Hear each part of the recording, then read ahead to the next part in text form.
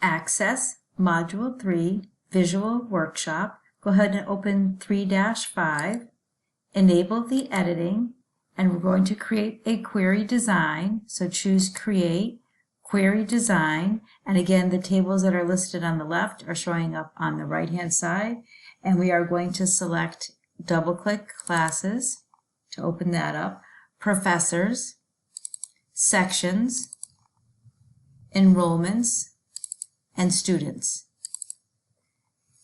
And the first thing we want is student last name, and that's from the students table. Double click last name, first name, and then we want description. That's under classes. Next we want credits, also under classes.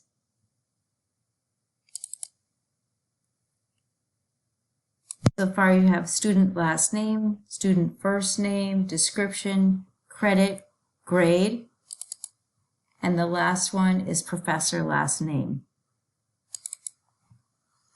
And then we're going to set a couple of criterias where we have how many credits will be 4, and the grade, quotation A, close quotation, or 4 credits again, but quotation B and close quotation.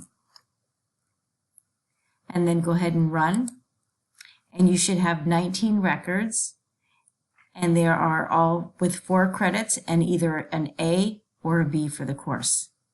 And just like in Excel, if you want to be able to read everything in the description, if you hover over the top, you can just double click it and widen it, and then we'll click Save, and this is 4 credits A, B, and that's a save and submit.